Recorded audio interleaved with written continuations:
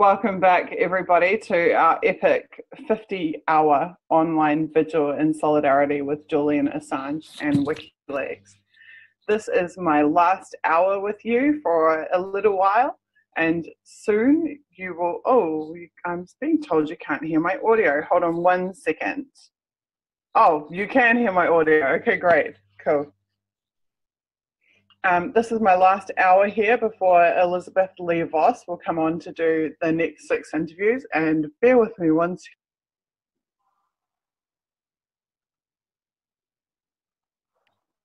Well, I just sneeze from the powder that I've just plastered all over my face to try and be less shiny for you guys. Okay, so I am very pleased to be here with the one and the only CommanderX. CommanderX is a hacker, a freedom fighter, a well-known, renowned Anon. He's also a long-time friend of Julian Assange. Welcome to the stream, CommanderX. Thank you for having me, Susie. It's a pleasure and a great honor to be able to help this vigil out and to help Julian. It is so cool to have you here. Thank you very much. Thank you. I've just, it's really important, we've been discussing that it's really important to humanize Julian and to help people to learn a bit more about the real Julian, not the Julian that's been depicted by the mainstream media and by various moneyed interests. So I was hoping that you could help to do that by talking to us about Julian the man as you know him. What is Julian really like, and how does the real Julian differ from the depictions of him? Right. Well, I don't want to go against anybody. Like I saw Christine Assange tweeting the other day, insisting, Julian's a journalist and he's not a hacker. I'm sorry, but for me, Julian will always be a hacker. I mean, I first ran across Julian and began interacting with him in the 80s. On a bulletin board out of Germany. And back then, of course, we didn't know he was Julian Assange. He was Mendax. He was, wow. I mean, for those of us who were hacking in those very early days, he was, well, I'll flat out say it, the greatest hacker that anybody knew of, really. I mean, I guess everybody had their own opinions back then, but I certainly thought he was the greatest hacker. I remember in particular, for me, what was impressive is that the sort of myth was circulating in the hacker underground that Julian had hacked into satellites in space and had made them move around. And as a young hacker myself, just plugging in a little 9 kilobaud per second modem, and the idea that I could get on my, my little computer at the time, which was probably about as powerful as your wristwatch is now, and make satellites move in space, that really inspired me. I mean, and I think it inspired a lot of people to continue hacking. And so for me, I see, yes, I get that Julian's a journalist. I get that he's a publisher, but on a personal level, if you're asking my personal view of him as a person, I always see him, and even today in times when he was still connected and we were interacting for business of WikiLeaks, I still see him as just a fellow hacker. And I think, I'd like to think he sort of felt the same way about me, because there's a certain level of honesty that you can have in a relationship between hackers that necessarily maybe you can't have in other different kinds of relationships. So I felt like our relationship in the current times, contemporary times, was very honest, very open. We felt we could speak freely with each other, and I think that's because, like I said, I'm not denying he's all those other things, but to me, I think I will always see him as that first, as a hacker, and people need to understand what I mean by that, because for me, hacking is a very inclusive concept. It's not an exclusive concept. To me, hacking is about taking systems that you see are not functioning the way you think they should function, and making them function the way you want them to function, even if you have to break them to do it. And so that's sort of the primal principle to me of hacking. And so in a way, what Julian is doing, in my mind, in my eyes, is hacking society. He's hacking governments. He's hacking history by deconstructing it with this concept of disclosure, this concept of transparency. And it's had this huge effect that you spent so much time talking about. To me, I see that as the effect of one of the greatest hacks in history. I see WikiLeaks itself as one of the greatest hacks in history. And like all the good hacks, it should be simple. You know, the idea behind WikiLeaks is very simple, really. It's a huge innovation, but it's basically a very simple concept. And so for me, Julian, on that kind of level, as a man, I see him as a fellow hacker, and I think I'll always see him that way. And I mean that in the most positive way possible, because I think hackers are pretty cool. So. Well, some hackers save lives, and Julian has certainly saved a number of lives of at-risk journalists and whistleblowers. Can you give us any insight into that? What is it about him? I mean, like, think about it, like black hat hackers. They could just hack for make millions of dollars. They could, you know, no. Let's be clear. People who hack to take money are criminals, and they're using technology to commit a crime. That's not hacking. Hacking, first of all, is a burning curiosity. That is one sort of core principle about it, is this burning curiosity about how things work, whether it be an electronic network, computers, or society itself. In Julian's latest case of WikiLeaks, it's about how information works, how information flows. And so hacking, first of all, is a burning curiosity, and then it is a steadfast resolve not to accept systems that you see as not functioning properly, not functioning for the greater good. And then thirdly, it's not necessarily about technical skill. Hacking is more about persistence. It's a stubbornness to find that way, no matter what it takes, to find a way to deconstruct that process and reconstruct it in a way that you feel is positive. And those are really the three core principles of hacking. Anybody who goes out to hurt somebody, to steal money, to do anything like that, they're not a hacker, they're a criminal using technology. To me, hacking is always a positive thing. It's because it's based on those three principles. And I know for a fact that Julian feels exactly the same about hacking. And I think in his mind to this day, he would be offended if somebody were to try to say he weren't a hacker. Because again, we see it based on those three principles, and we see it in a very positive light. That's a pretty brilliant explanation, but I'm still trying to look for where is the person, the real Julian, as opposed to the depictions of him in, you know. Well, I think I just summed it up in the principles. It's a burning curiosity about the world around us. I think, you know, both myself and Julian share that in common. Again, the idea to not accept the systems around us the way they are, and then a persistence, you know, a stubbornness to find a way, no matter what it takes, to remedy those systems, to correct those systems. And I don't think Julian is done yet. I think that WikiLeaks is a brilliant concept.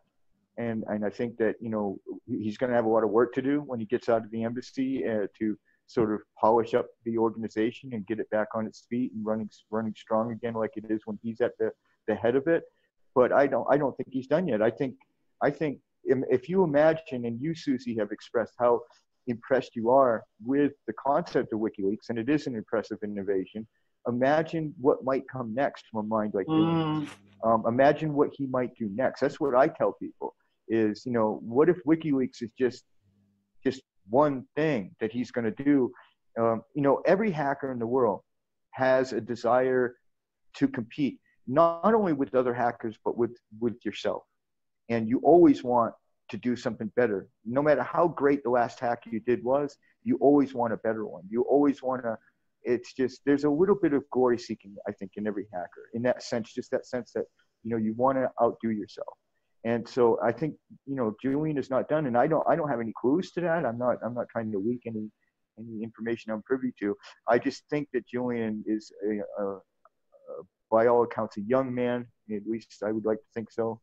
I don't want to think of either one of us as old yet. And I think that we both have a lot to give. And I think Julian is just, the thing that is impressive about Julian is his genius. Genius is impressive to me. It will always be impressive to me. And I've had the great privilege in my life to run across and call friend a number of geniuses. And Julian is foremost among those.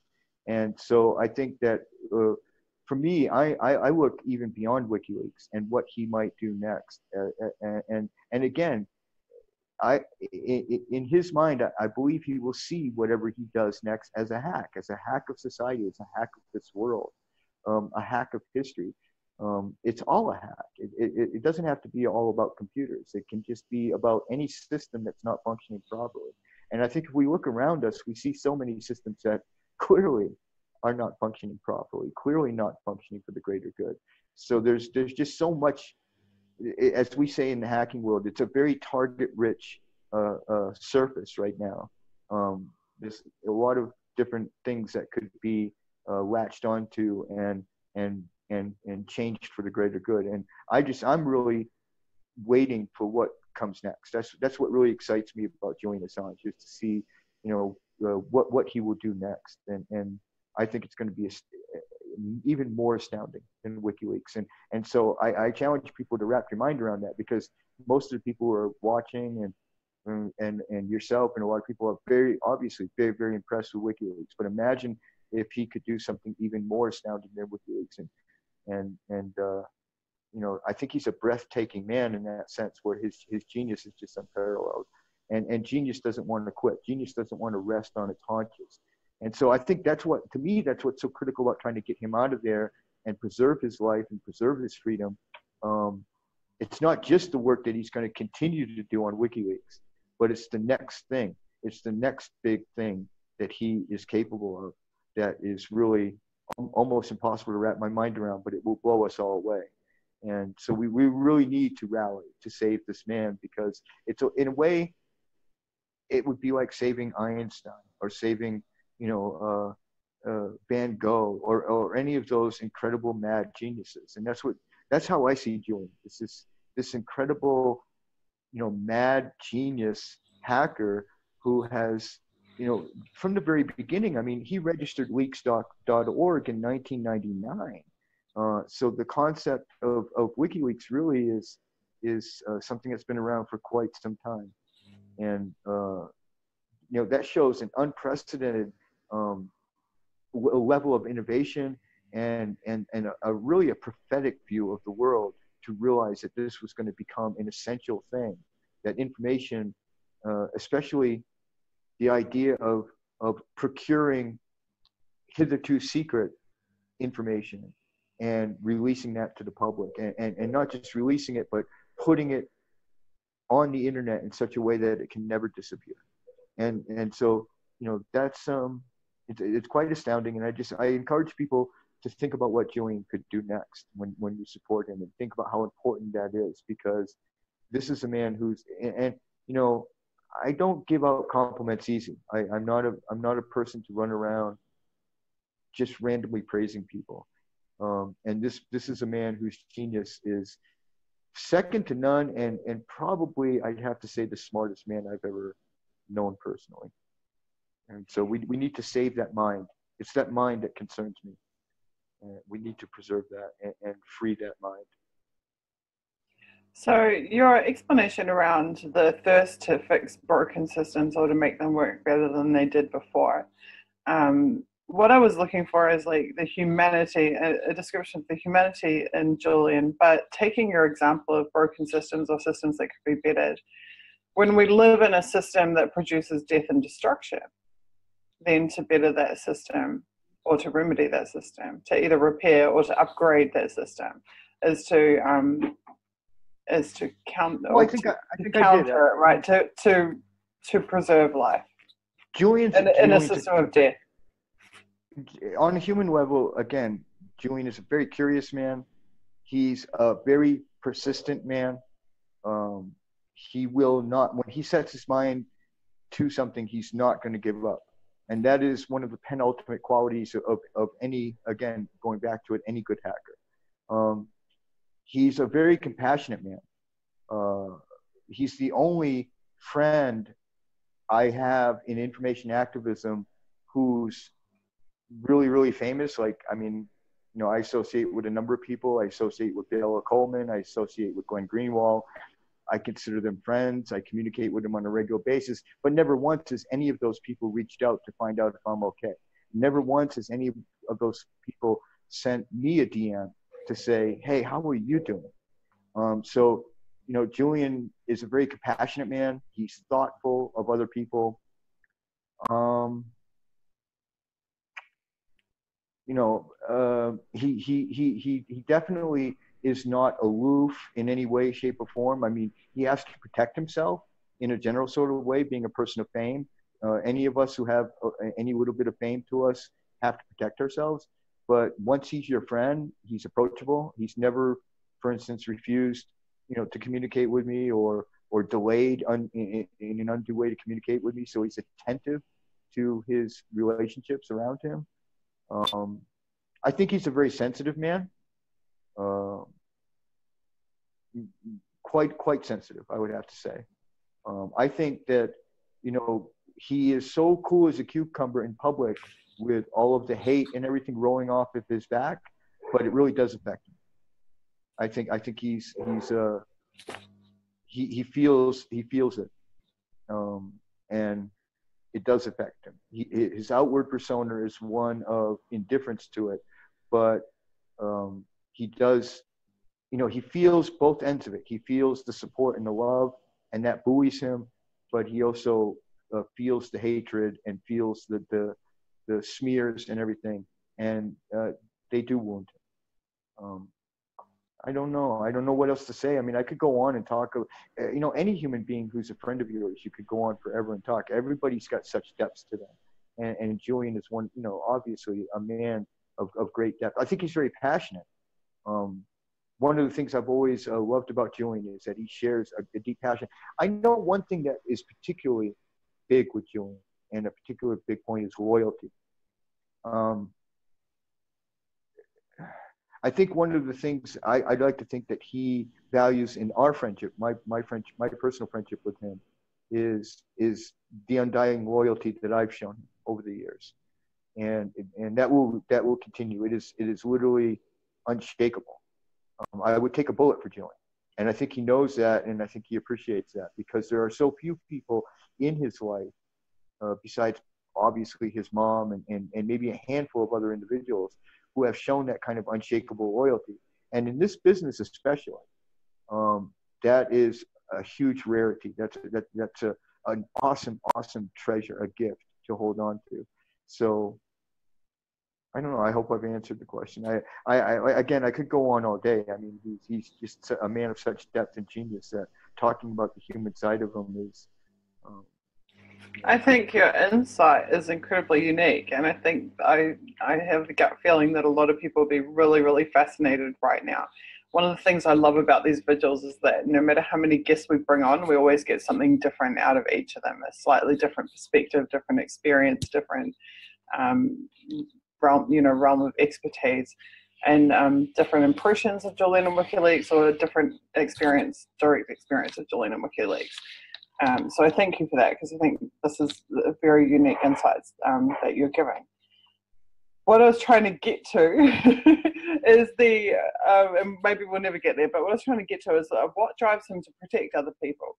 What drives him to save whistleblowers, at-risk journalists, you know, to put his neck on the line to save other people? And that's where I'm going with the compassion aspect. Because I've never spoken with Julian on those topics, but I know a lot about Julian, and just from my interactions with him, combined with my knowledge of his personal history, I would have to say that this goes all the way back to his childhood. I encourage the listeners out there and the viewers out there to procure for yourself the movie Underground, the Julian Assange story, which in my mind is probably one of the sort of greatest peaks that you can have into the humanity of Julian Assange. I think one of it's again probably something that we sort of share in common too, and we both had really rough childhoods. Julian had a very rough childhood. It was not easy for him growing up. I mean, his mom did the best she could, okay, but circumstances were what they were. Watch the movie. I won't spoil it for you. I will tell you this: they nailed Christine Assange. I mean, because she's also a friend of mine, and a very close personal friend. And the actress and the writers in that movie, they nailed Christine. That could be. I mean, honest to God, it was astounding how well they nailed Christine. But I think just again, you'd have to almost watch the movie to understand. But he had a very rough childhood, and what happens with people who have a very tough childhood is it can go either way with you. You can become, a complete asshole and become very cynical and very mean spirited and take it out on the world that way, or you sort of snap like a rubber band and you say to yourself, you know what? The whole world treated me like shit the whole time I was a child. So I'm going to go out and help people who don't have a voice. I'm going to go out because nobody was there for me. Nobody was there to help me when I had no voice, when I had no power. And so I'm going to go out and make a difference in the world and help people because I'm driven to do the same thing.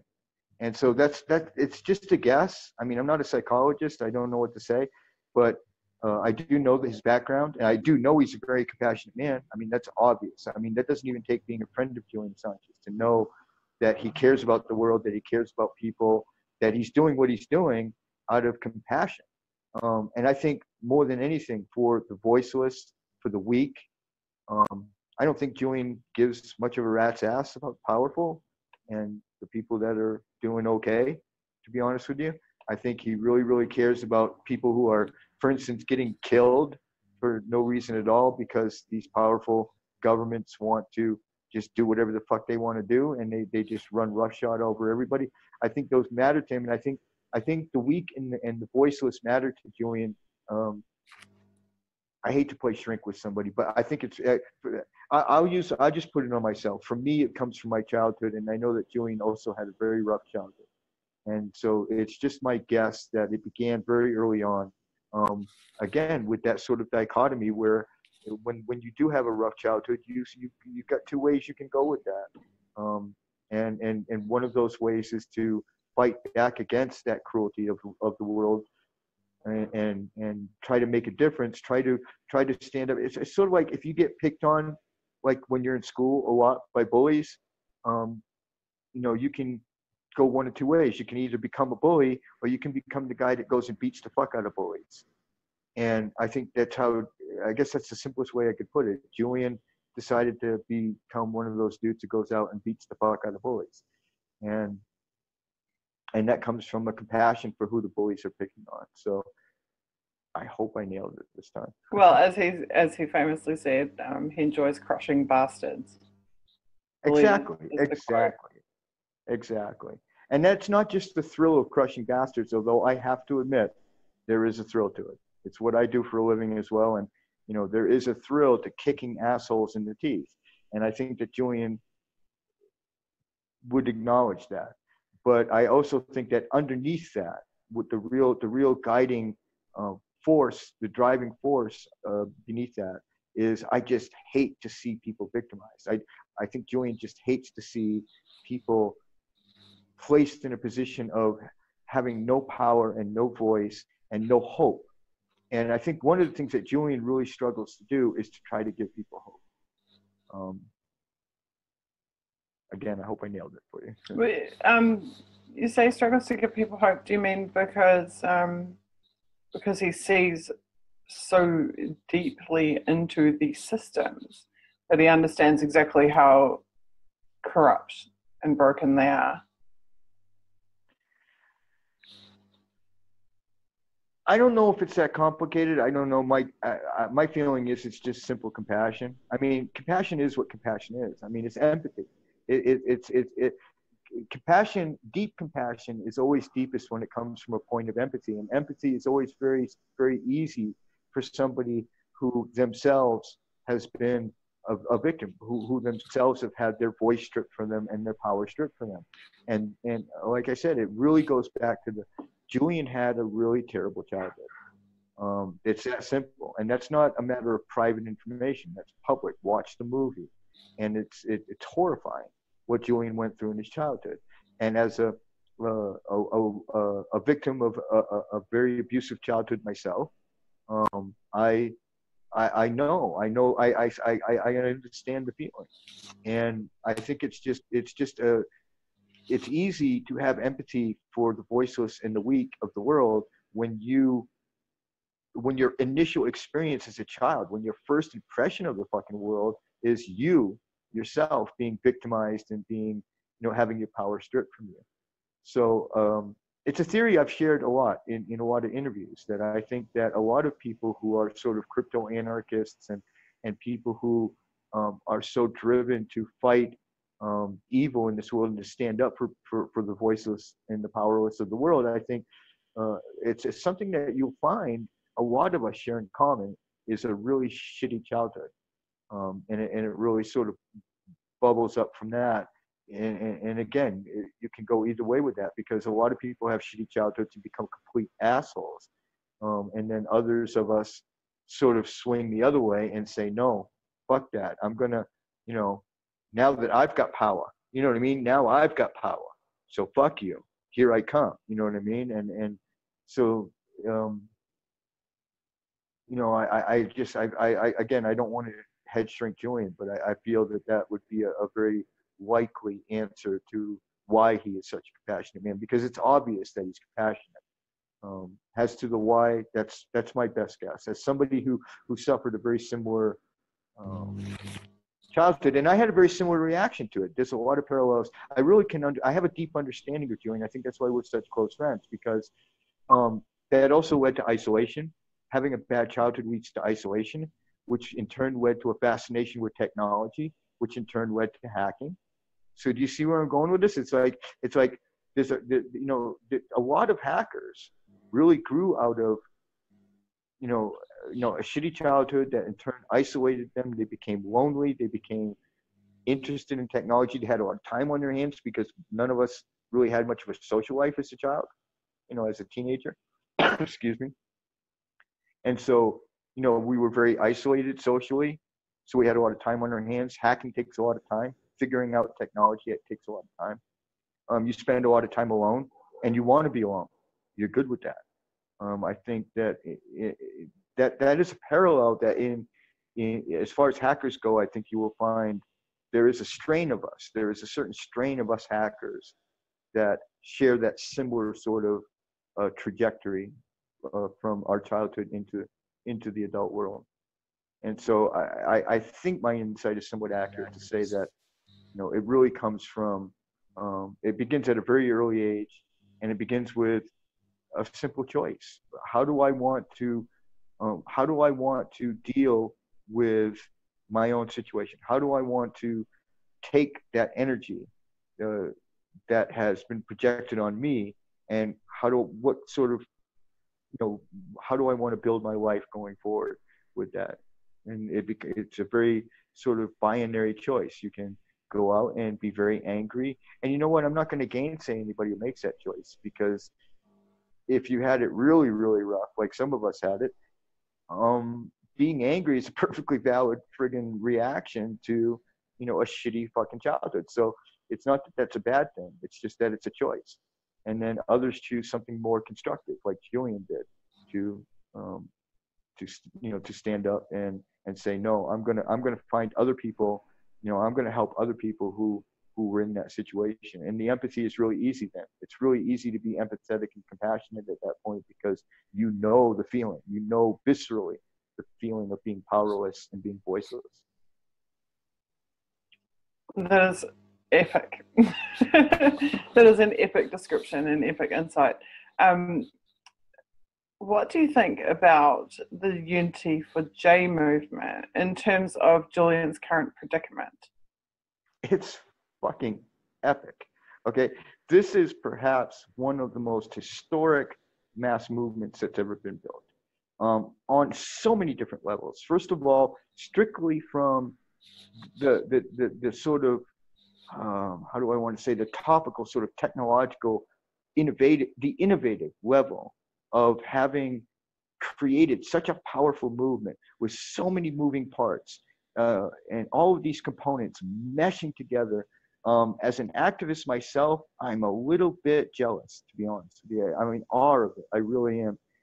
And I think that for years to come after this movement is successful, and it will be successful, I think people will be studying and deconstructing how yourself and the others around you built this, so that this kind of success can be replicated in the future.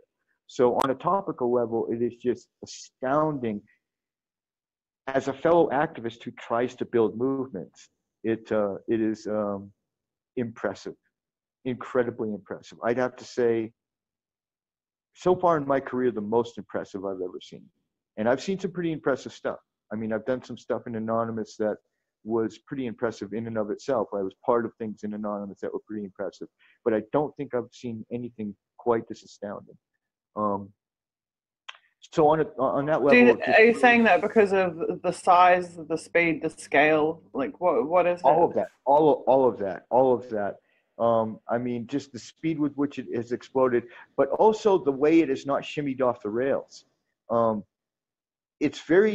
I've seen a lot of things blow up big in my career, 10 years that I've spent in Anonymous. I've seen things get big. So it's not just big. It's working, and it's staying in its track. It's staying on track. And I have found that in activism, that is incredibly difficult to do. It's easy, or it's easier. I don't want to say it's easy, but it's easier to get lots of people interested in something, anything. Okay, and I think you know that yourself, Susie. You've seen Anonymous do, especially in the early days, 11, 12, 13. We did some pretty astounding work with the Arab Spring, working with Occupy. Even as late as 2014 with Operation Ferguson, we saw some things that, we were able to make big things happen and get lots of people involved. So it's not just the size, but it's the ability to keep that movement on track. And I think one of the elements that has helped that is, number one, the idea of inclusiveness. To check your religion and your politics at the door, and roll up your sleeves and pay attention to this one thing. So I think that has had a great deal to do with the stability. Stability, I think, is key. And I see Unity for Jay. I've been watching it very closely. I'm looking at it from all different levels. I'm looking at it again as a fellow activist interested in the mechanics of this. And from inside it, because you've been contributing significantly. You are a mod on the server. Thank you. Been doing my best. I'd like to think so. I hope. I really I feel blessed when I go in that Discord server and people greet me, and I feel wanted and needed. It makes someone said to me, I'm just going to tell you this because I might not get a chance. Someone said to me, "Is that the real CommanderX?" And I said, "Yeah." And they're like, "And he's here, and we could talk to him and work with him." I'm like, "Yeah, welcome to the server, man." Well, God bless people who think that way about me. But you know what?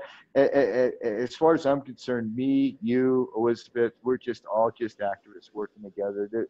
I'm when I go into that Discord server, I'm no kind of fucking legend or hero. I'm just hell, I do the friggin' podcast. I mean, it's a lot of work, but it's, there's nothing particularly legendary or heroic about it. It's what I know how to do. I think what it is, though, is the accessibility, because what we're doing is we're making ourselves really accessible. You said before, like, when you have any measure of fame or celebrity, that you have to protect yourself. And so the tendency is to, like, build those walls around you and have those concentric rings of the people who are closer to you. And then, but in the Discord server, I don't have to do that because exactly of your job that you did. Because what you've done by setting that up in such a way is I don't feel naked there. And like I do, say, in an IRC channel or something like that, where I feel like, okay, I got to put the wall up. You know what I mean? I've got to kind of, hold back and stand back and brace myself. I don't get that feeling at all. In fact, it's like a breath of fresh air when I walk in the door, because now I can just be me.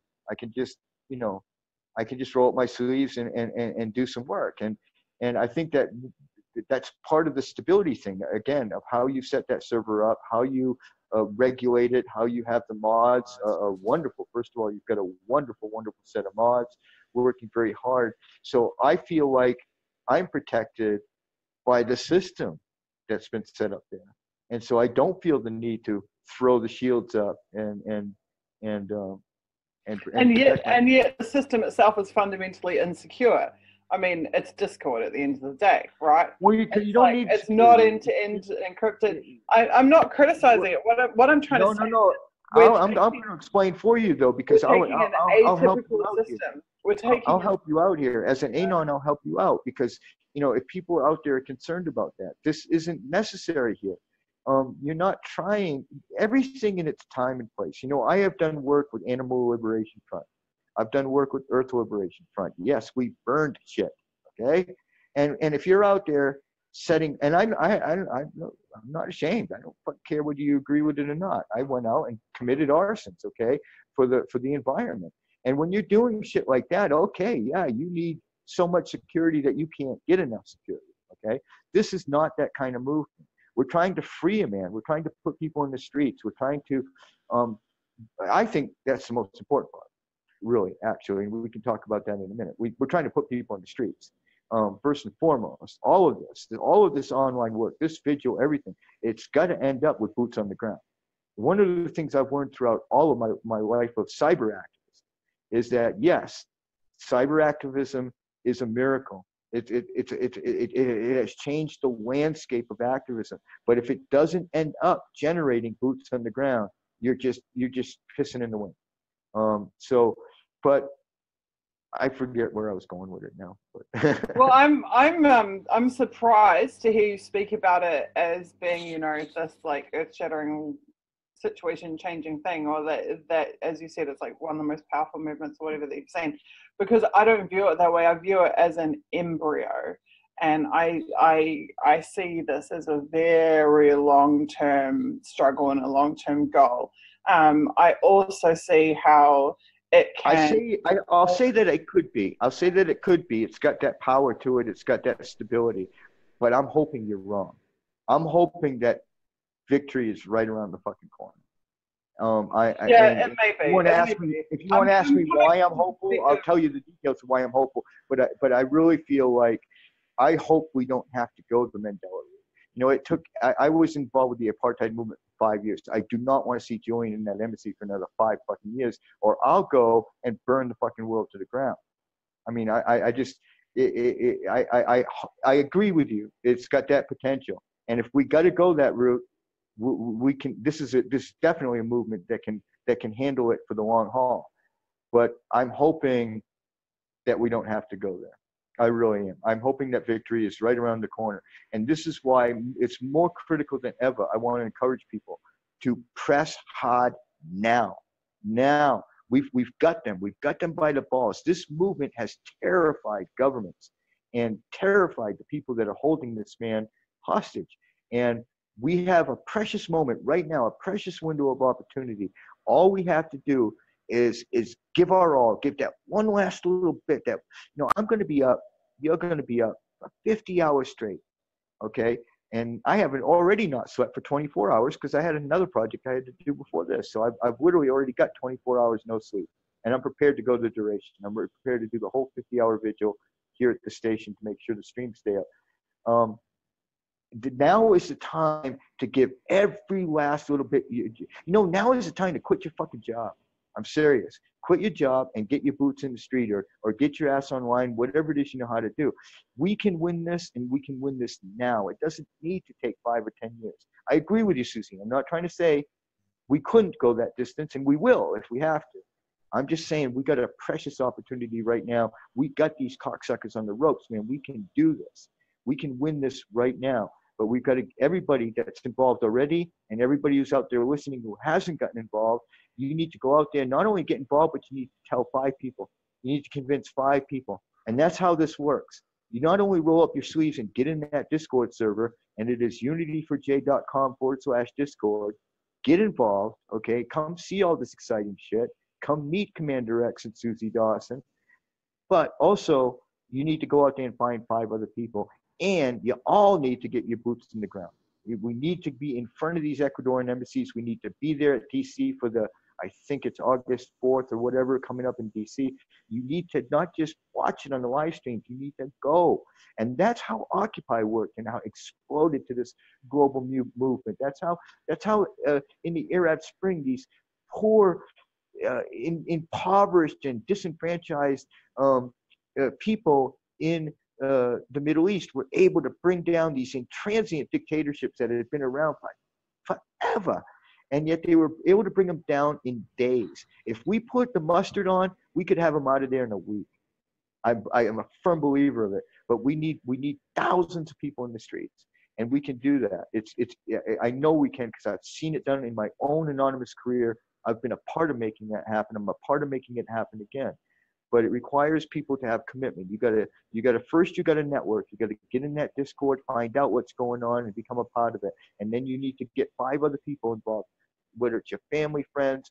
Pull 5 other people in, and then you need to strap your boots on, grab your backpack, and get out there in the streets and make it happen.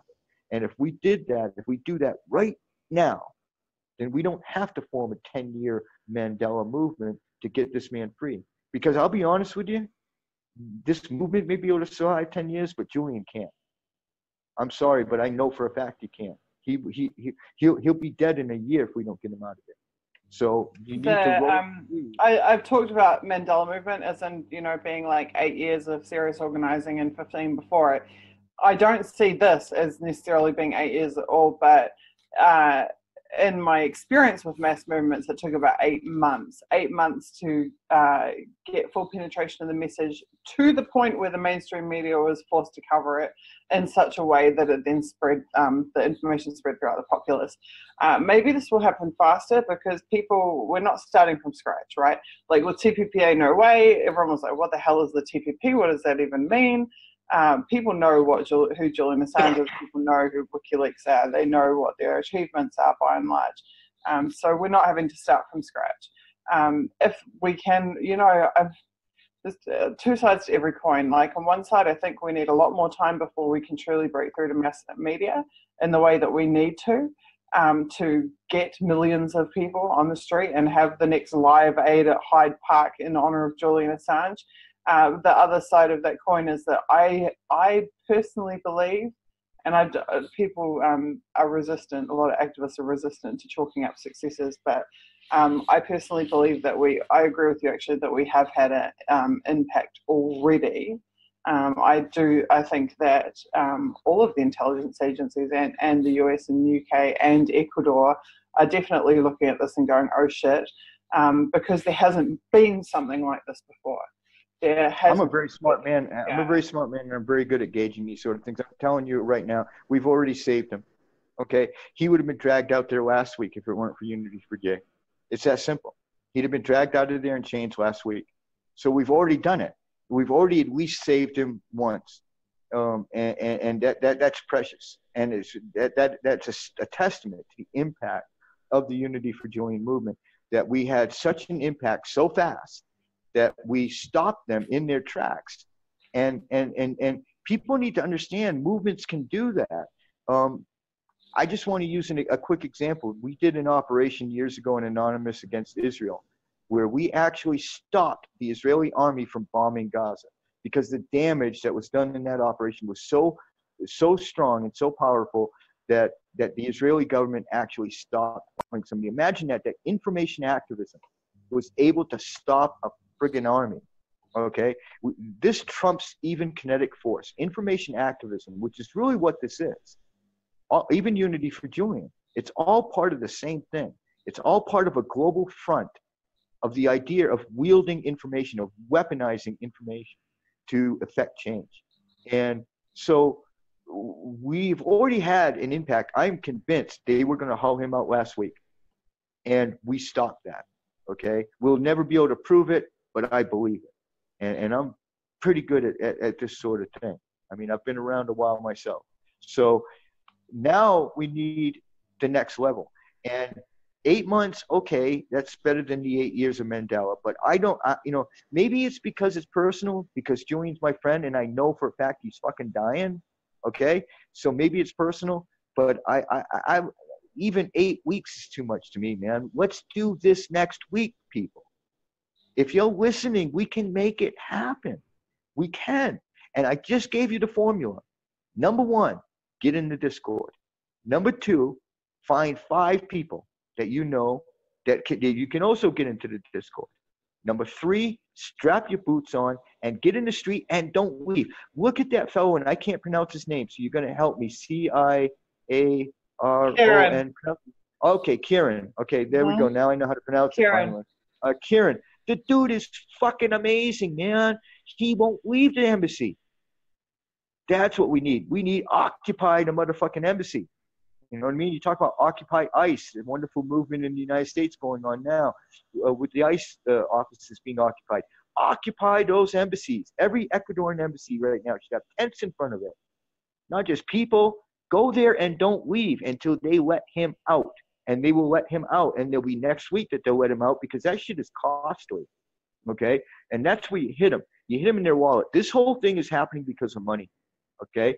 The Ecuadorian government has essentially been bought and paid for through this new president by the United States and the powers that be. They just imported last week more oil. A historic amount of Ecuadorian oil was imported last week, and more oil from Ecuador than ever before in previous history was exported last week. Money. The new military base, which me and Elizabeth talked about on my show, hadn't even happened yet. And yet we prophesied it, and a week later, there it is. WikiLeaks tweeting yesterday, there's a military base going in Ecuador. This is all about the money. But guess what? That little bit of money from that oil and from that base, that's nothing compared to the cost if we occupy 30 or so Ecuadorian embassies. And we surround them with tents and people and hippies taking baths in the streets and all of that was part of Occupy. Get in the streets and refuse to leave, and they will let him out of there because then it becomes not cost effective to keep him in there. And that's how almost any of these movements. That's how apartheid fell.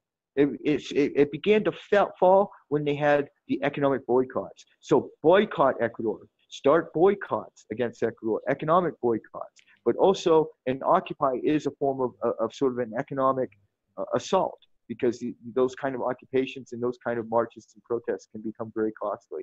So there are ways that we can make this happen and make it happen very, very quickly. I watched Occupy explode in a matter of 10 days from a movement of a bunch of people trying to dance around the bull, okay, to the point where 50 cities across America were in occupation. And I was at one of them in Oakland. One of the biggest ones there ever was in history was Occupy Oakland. Historic Occupy. That was my home Occupy. And that came in 10 days from the time of the start to the time we had 50 cities in occupation.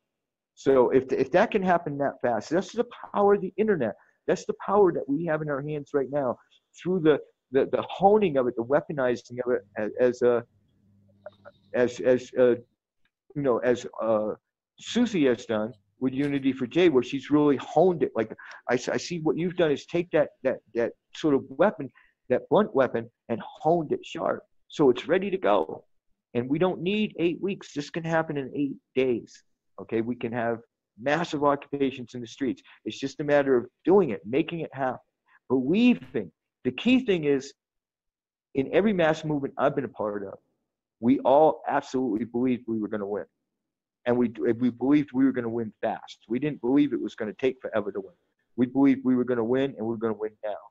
And so it's that belief, that key belief, that will drive you. But then you got to do it. You got to do it, and you got to be willing to sacrifice. Like I said, man, quit your job.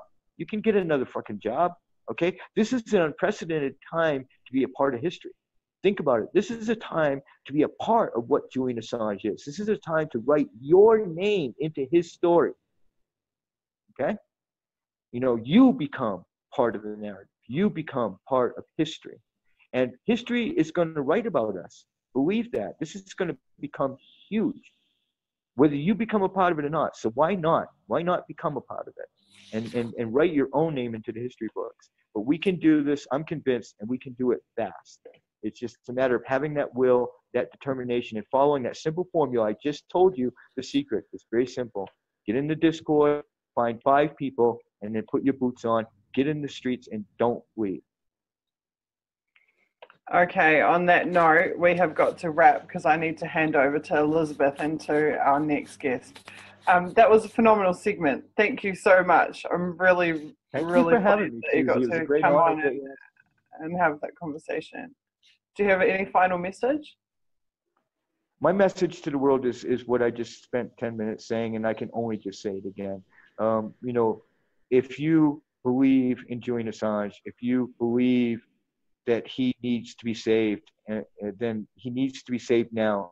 If you are hearing that I have any kind of personal knowledge or relationship with Julian, I'm telling you, he's fucking dying. Okay, guys, he's dying. This man doesn't have long. This is an emergency. This is code red. And I believe that what Susie and her whole team have done is put together a way that it's easy for you. It's easy for you now to write your name into history and to become a part of this movement. And we can get him out of there. We can get him out of there fast. We can have him out of there in a week. And I've told you the formula. I'm going to say it again. I'm going to close with it. Get in that Discord server. Bring 5 people with you. And then get your ass in the streets. And we'll win. And we'll win fast. Okay, thank you so much for that. Everybody, I'm going to see you again in, I think, about 7 hours or something. I have to check the schedule. Thank you so much for being here. This is... Thank you for having me, Susie. I really appreciate it. You're so welcome. This is certainly a historic moment and a historic movement. And I'm going to try and snatch a couple of hours sleep before I'm back with you guys. So next up, we're going to have a little musical interlude while we do our changeover. And then next up, you will be with Elizabeth Lee Voss, Editor-in-Chief of Disobedient Media. Thank you, everybody. And Victory, man. See you later. Victory.